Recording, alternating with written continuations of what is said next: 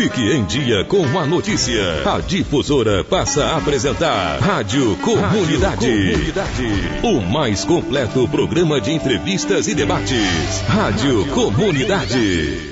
Meio-dia e 10, boa tarde. Nós estamos chegando, hoje é segunda-feira, hoje é dia 8 do mês de agosto do ano de 2016. Agradecendo você que nos acompanha, seja pela internet, Brasil, mundo afora, você que está aí nos 560 kHz. Para nós é sempre um prazer podermos contar com o carinho da sua audiência. Segunda-feira, abrindo aqui os nossos trabalhos no quesito Rádio Comunidade. A gente, como sempre, né, levando informação, desejando aí uma semana de muitas realizações para todo mundo, né? Pensamento positivo, dificuldades todos temos, né? Mas se a gente fizer da dificuldade uma dificuldade ainda maior, a tendência é que a coisa azede mais, né? Então vamos, na dificuldade, aprendermos aí a nos virarmos, né? E termos consequentemente muito mais facilidade para passarmos, seja por qual for o caminho tortuoso que venhamos a ter que seguir, né? Então, olha, grande abraço para todo mundo, grande abraço e uma feliz e abençoada semana.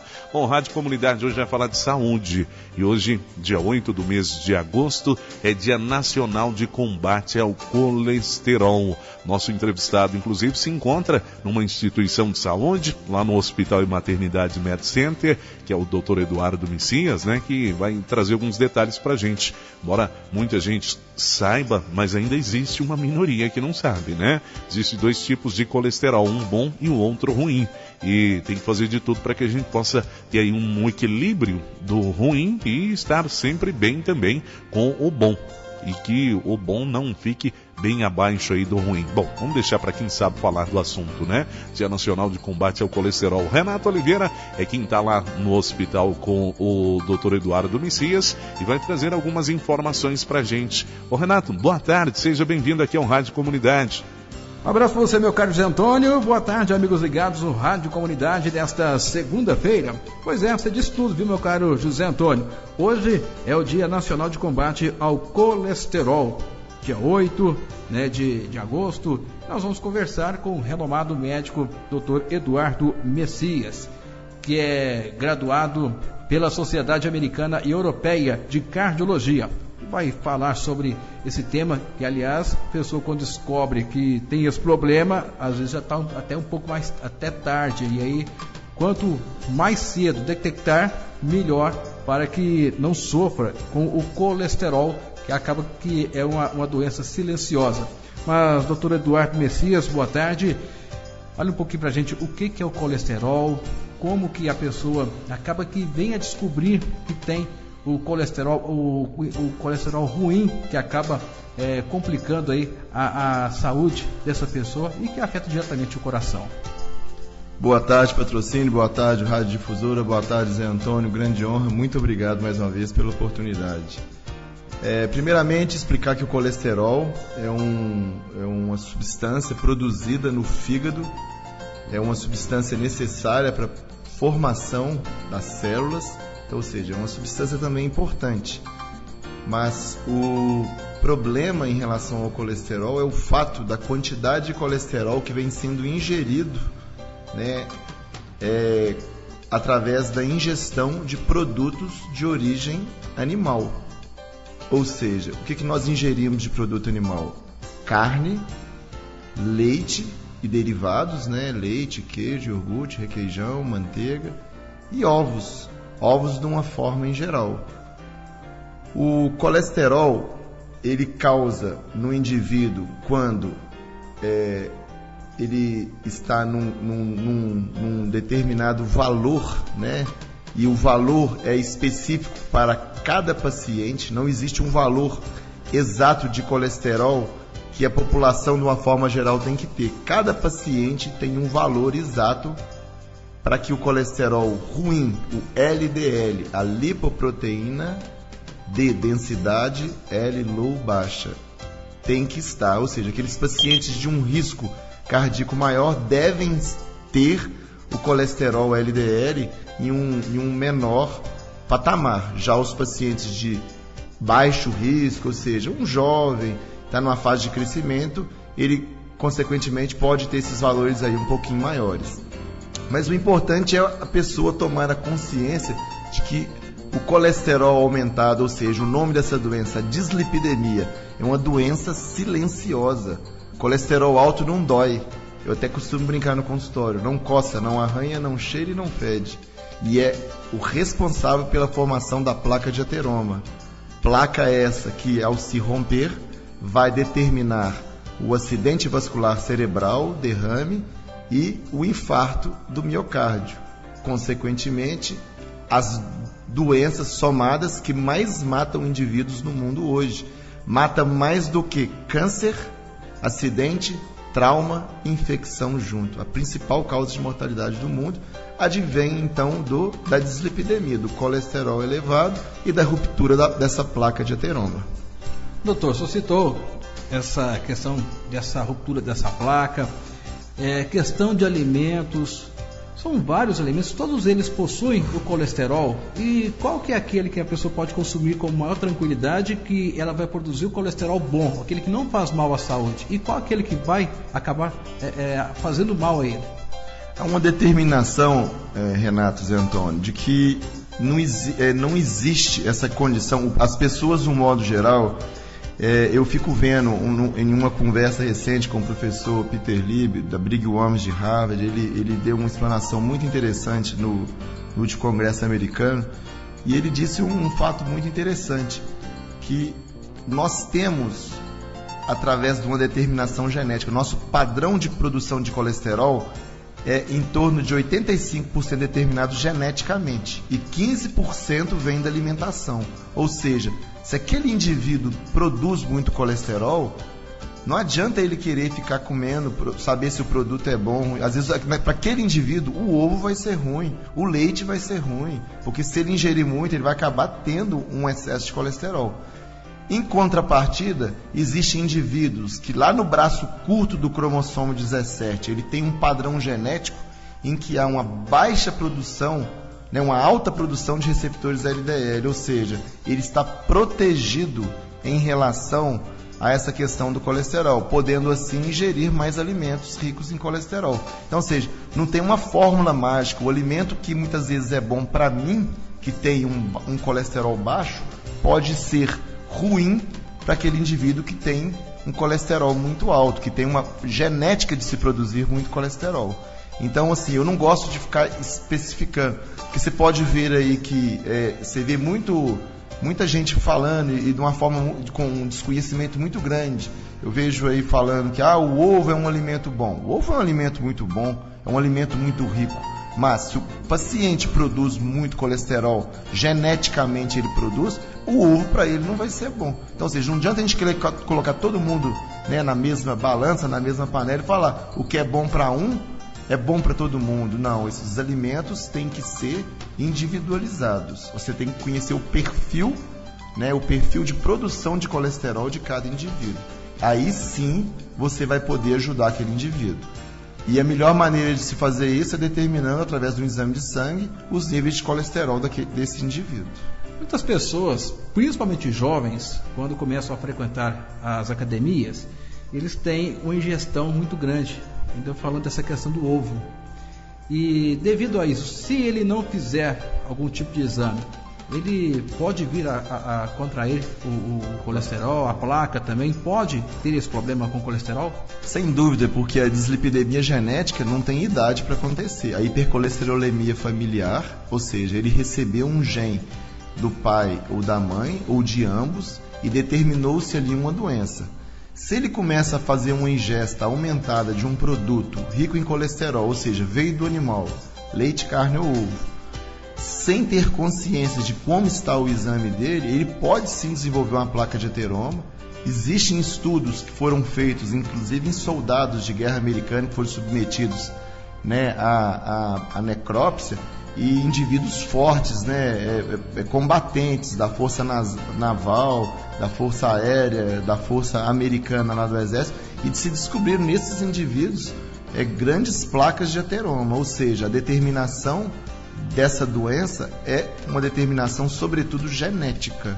Consequentemente, o indivíduo tem que ter ciência, ele tem que acompanhar através de exames se ele pode realmente ingerir essa quantidade maciça de produto proteico, né, de origem animal, como eu tenho visto aí, porque além de sobrecarregar, né, nossos vasos sanguíneos, isso acaba sobrecarregando o rim, sobrecarregando o fígado, né, e causando assim as doenças. Até agora nós falamos do colesterol ruim. E o colesterol bom? O colesterol bom tem uma influência, aí sim, do exercício. O colesterol bom, ele quando baixo, no caso é a hipoalfa-lipoproteinemia. E nesse caso, para se controlar ele, o paciente pode se fazer uma abstenção, né, não fumar.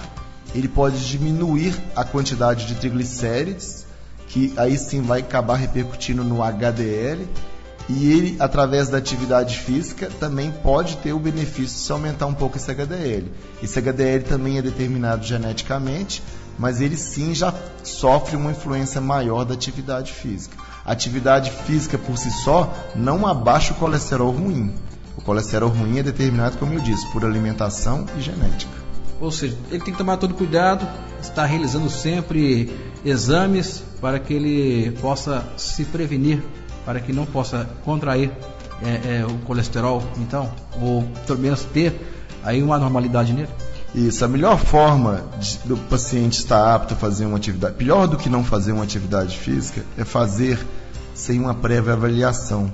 Ou seja, aquele indivíduo que acompanha os níveis, né, sanguíneos do colesterol, não só do colesterol como da glicose, né, e de outros marcadores, tem uma importância enorme. Ou seja, se ele faz o acompanhamento anual, ele sabe se o alimento está sendo saudável para ele ou não. Então, aí sim ele vai poder individualizar, aí sim ele vai poder levar para o nutricionista que a dieta está sendo boa. Nós sabemos que a proteína forma, né, a massa magra, forma lá a musculatura, mas muitas das vezes num excesso, né, ou na ânsia de se formar uma musculatura, ele está ingerindo uma quantidade excessiva de produto animal, determinando assim a formação dessas placas que são extremamente, né, perigosas na determinação do infarto ou de um derrame.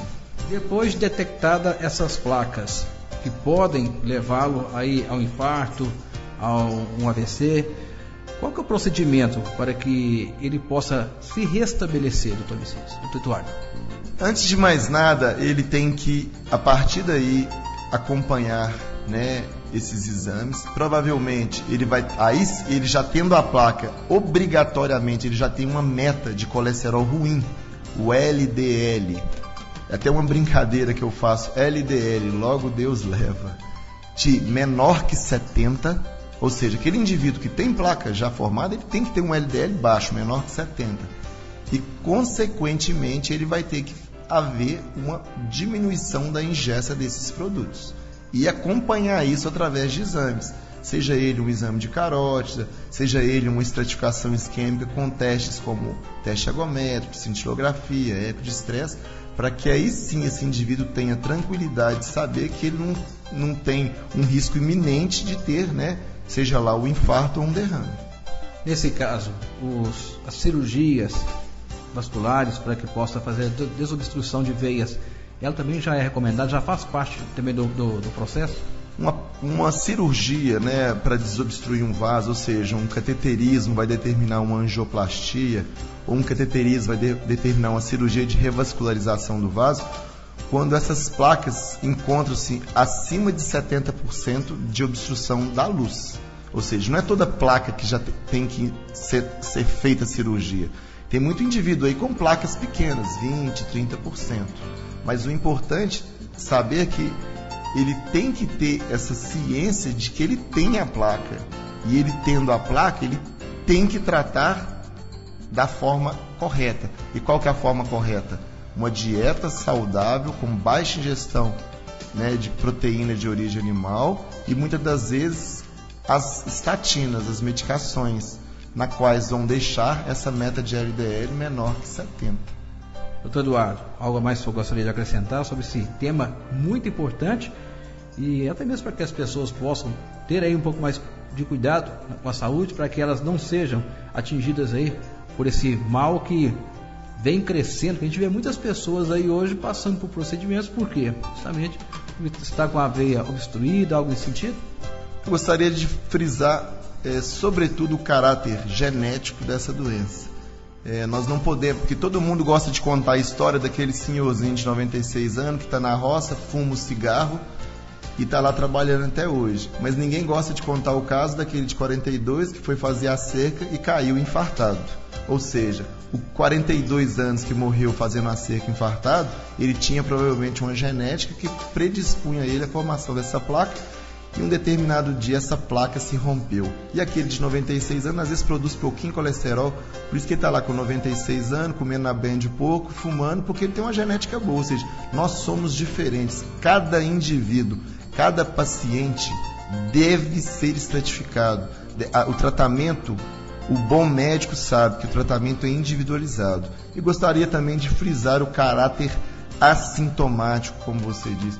O caráter dessa doença não se manifestar quase que de forma alguma, quase sem sintoma nenhum e com alguns leves sinais clínicos que podem aparecer. Então, a importância de se procurar um médico, de se fazer a prevenção, de anualmente ter esses exames realizados e, no caso, pedir ao médico porque que o paciente seja estratificado, ele entender que se ele é de baixo, médio e alto risco, e a partir do momento que ele é enquadrado numa dessas categorias, a maneira como vai ser conduzido o seu tratamento. Só para a gente fechar, quais são os principais sintomas que a pessoa começa a ter?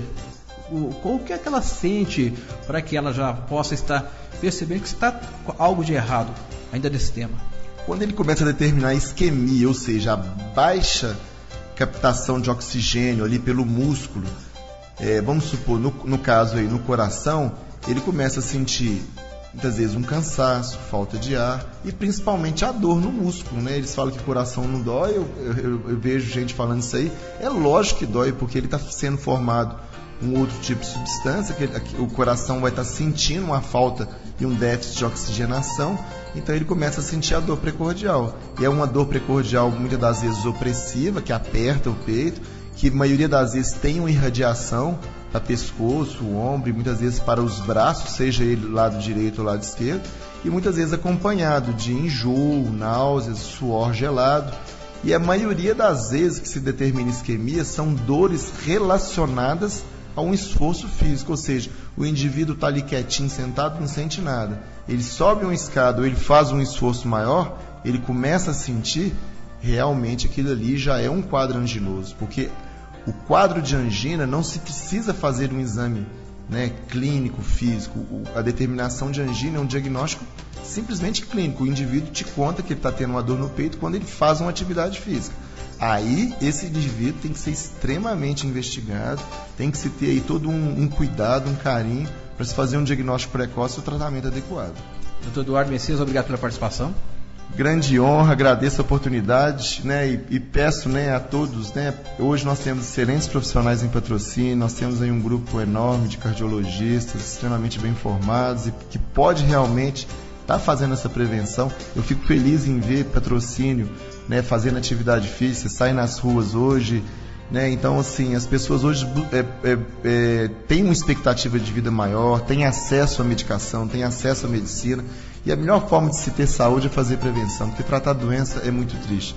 Então eu desejo aqui muita saúde, muita prevenção para todo mundo, grande honra, obrigado Difusor, obrigado Patrocínio, obrigado Renato e Zé Antônio. Tudo bem, esse Dr. Eduardo Messias de Carvalho Teixeira, médico cardiologista, participando conosco aqui direto do Hospital Medicenter. Só você também agendar a sua consulta com o Dr. Eduardo Messias, você vai ser bem atendido. Se você tiver esse problema de colesterol, você vai ficar sabendo e, lógico, né, vai se tratar para que possa ter vida longa. Repórter Renato Oliveira, Difusora, tá ligado? Tá informado. Ok, Renato, obrigado pela participação. 12:29, vou ficando por aqui. Amanhã nós estaremos de volta a partir do 12:07, logo após o comentário do dia com o companheiro José Maria Campos, em mais uma edição do Rádio Comunidades. A todos, uma excelente semana. Até amanhã, vem aí o Jornal da Itatiaia.